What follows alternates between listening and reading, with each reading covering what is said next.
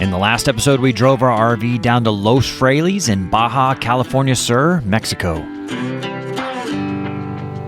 The further we move on, We parked our RV in a nice little spot in the arroyo. happiness gets nearer. So most of the RVs and rigs behind me are here for the season. They stay for 3 or 4 months or more sometimes. And you can see they have like a little sign out here that says they need gas. So, you know, a gas truck, propane, not gasoline, propane, will drive by every now and again. And then if they have the sign up, that means somebody in the camp needs propane and they'll turn in and fill them up. You can have water delivered. So a lot of these guys have, there'll be a water truck that they schedule to come, give them water every now and again. But right here, there's actually a well. I've seen a couple times they've come up here and driven their trucks down here and filled up like a 55-gallon barrel of water out of this well.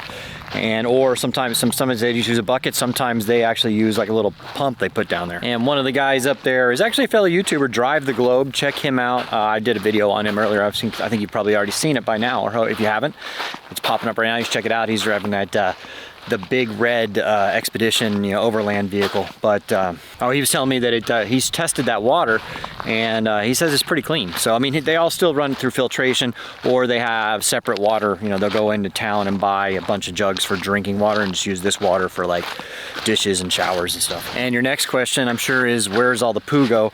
They basically just dig some pretty deep latrines, and that's where it goes there. And most of the vehicles that are parked up here on the beach, they're just transient. They're not here full time. You can't really dig a latrine on the beach. They're just here until they need to go get services. Then they'll drive back into one of the towns around here and get that done. But it is kind of cool. I mean, they have like trash pickup in here. I guess the county or whatever the Mexican equivalent of that is. But it's pretty nice out here. This is Los Freiles. It's one of the places that I've anchored quite a bit in my sailboat back in the day. And occasionally you find a pretty girl on the beach. They grow on trees around here. Oh, really? Yeah. How you doing?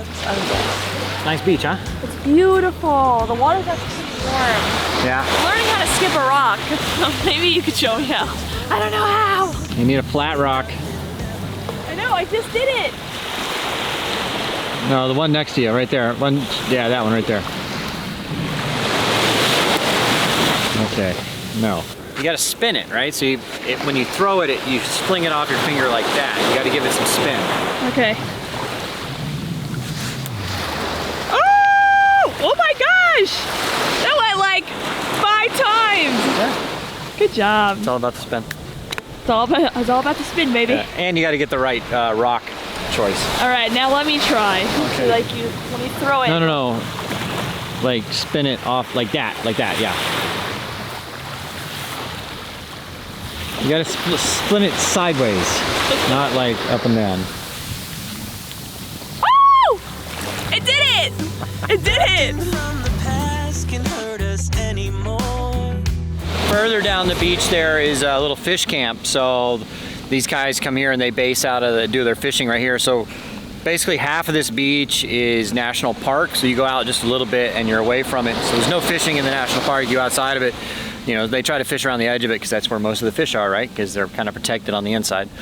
But this right here, Los Freiles, is one of the only anchorages really until you get from between Cabo San Lucas and La Paz.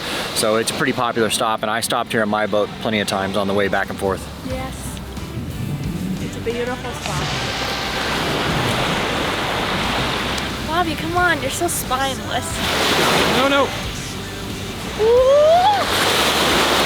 I'll see if I can get maybe some drone footage of it in the morning when the fishermen are leaving. But so they use a truck that has a specialized bumper that pushes the boats down in the water. And when they come back, they just come full speed at the beach and basically lift the motor up at the last moment and just surf right up on the beach. And then they have a truck pull them up the rest of the way. And the local boats are called pangas.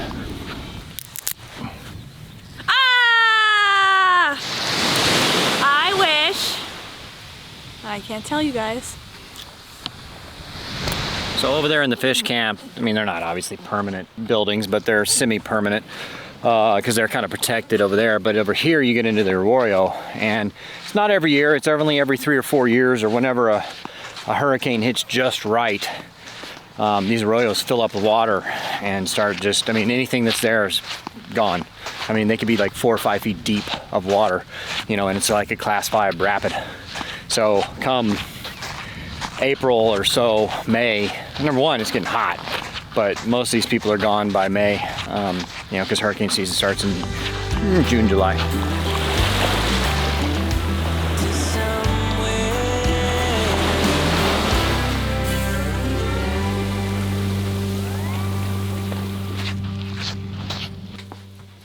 Well, I should have filmed myself making them, but we made some margaritas here. We're gonna prep some burgers, and we're gonna go next door to our friend Mike's place, have a little fire and some margaritas. Yes, I'm excited. Burgers, refried beans, and margaritas. There you go. It's fairly home-cooked meal. Yeah, fairly Mexican. Fairly. All right, we'll be over there in a second. I just got a new lens for my camera that makes night shots amazing. I want to thank our channel members for making things like that possible. All right, guys. So we got our friend Mike here from Drive the Globe. Say hello. Hello. How's everybody doing? Thanks for having us over for a little fire on the beach, kind of, sort of. Absolutely. What kind of grill you say you got there again? That's a Tembo Tuscala. Okay. It's kind of like a wok. Okay. Yeah. But you can cook anything on it. Yeah. You can fry stuff on it. You can steam vegetables on it. You I can, love it. Oh, you can sorry. do just about anything. Yeah. Sweet. That'd be nice. You could put the burgers in the middle and kind of toast the bread around the edges or something. Yeah. What's nice about it, exactly. Yeah. And what's nice about it though is there's no cleanup really. Okay. Yeah, because it's like. You know, you just wipe it off. Yeah. So Yeah. no pots and pans. All right. Well, let's get these burgers going. Then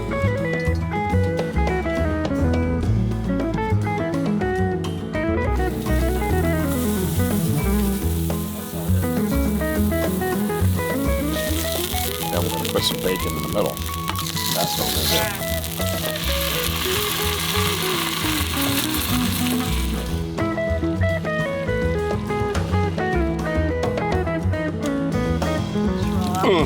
We got bacon cheese. I got bacon. And bacon.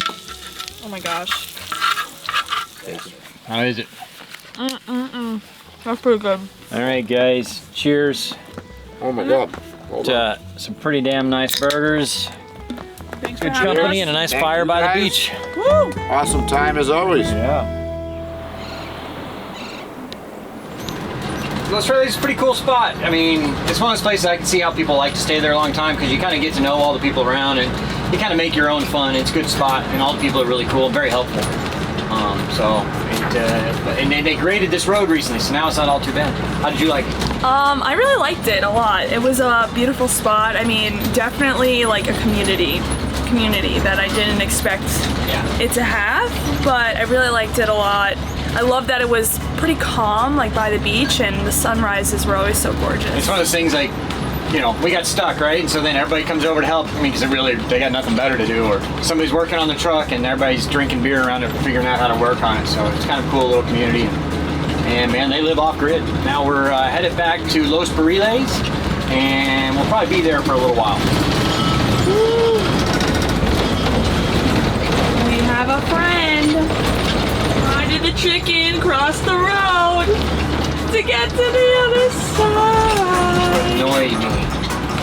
Love you. What happened? Yeah, one of the bikes fell over.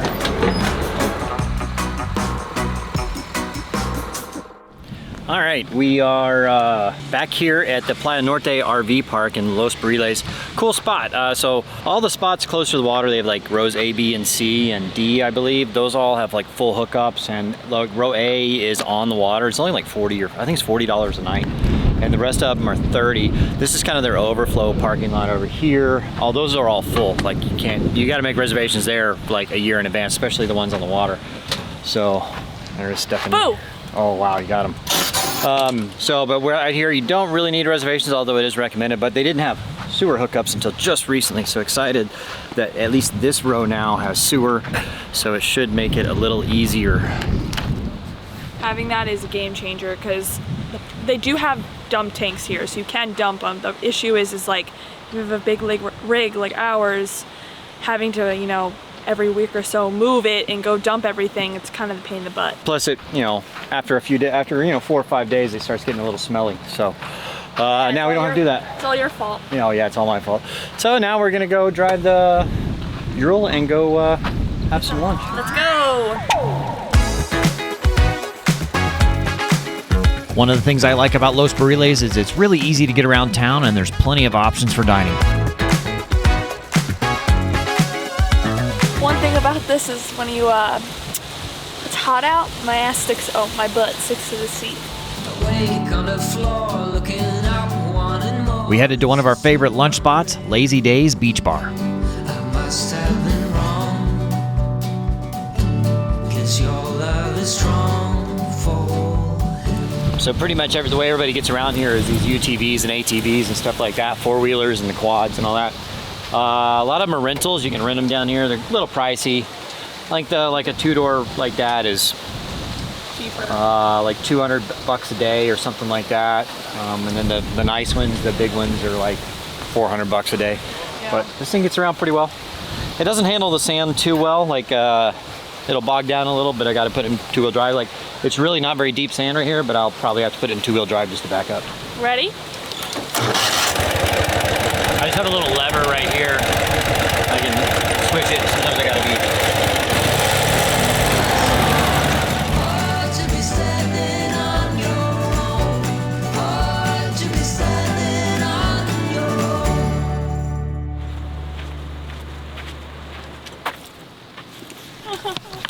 So we are heading out today. You're going home for the holidays. I'm gonna go look at a boat. Yeah. All right, we got our taxi driver waiting on you. I'll tell you a little more later, but we'll be back in just a little bit.